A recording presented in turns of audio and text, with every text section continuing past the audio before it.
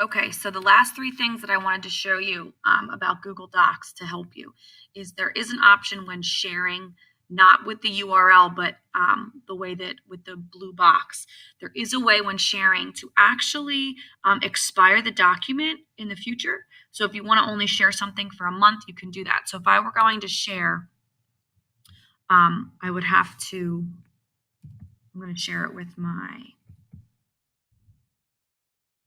myself.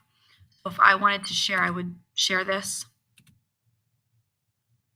with the person. I then would have to go back into sharing, and I could go to advanced. And if I hover over my name, it's kind of hard to see, but a little stopwatch comes up. So by hitting that stopwatch, it allows me to set an expiration. I can customize it. So if I want it to expire on the 31st, that's 47 days, it tells me. I can change, I can only comment on this until then. And now it's there. Save changes. And if I wanted to go back in and change that, I could hit this document and cancel the expiration. So this only will work with your school account. If you do have a personal Gmail account, you will not be able to set an expiration. It's only for school and business accounts. So just keep that in mind. You can also prevent editors from changing access and adding new people to your document when you share it, or disable options to download, print, or copy for commentators and viewers. So there's always advanced settings here for you. The other thing I like in advanced settings is you can, if you're making something, I've made slides that I share specifically with you. So when I do that, I can sit and share it with specific people, or if I would like anyone with the link to be able to access it, or anyone on the Pennsauken, schools can find it and access it, or anyone with the link on Pennsauken, and I can change this to view, edit, comment throughout. So there are those advanced settings here in Share if you were unaware. When I'm done, I can hit done. And now I know that if I hover over this, right now it's anyone with Pennsauken schools can access this link. Another thing I wanted to show you is there's a suggesting mode, which can be used as a peer editing tool. So up here it says editing. If I were to hit this drop down and hit suggesting, I'm now in suggesting mode. And what I can do is I can give someone an edit here.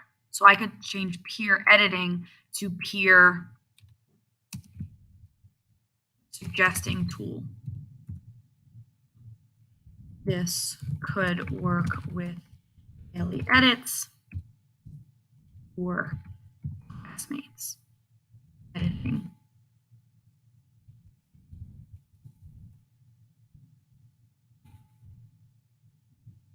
Now I have that, I could go here and put that in there.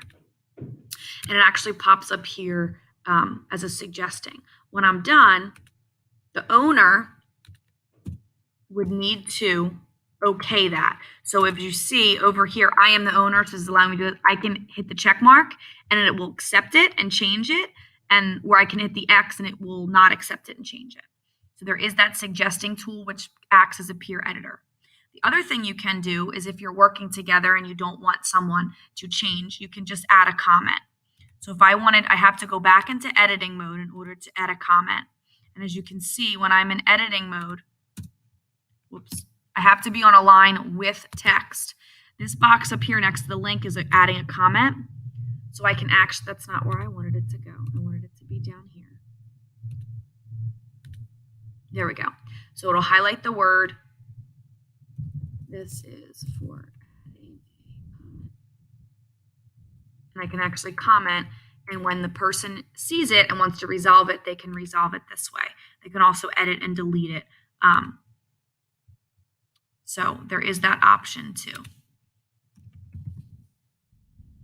So if you're working with grade level partners and you don't want them to just change things, you can have them add a comment, or they could always go to suggesting mode and edit some things and add things. So as you can see, it changes the color. So if you were in suggesting mode and your partner was doing some editing, suggesting, that would be in a different color until you said okay. It was okay to change.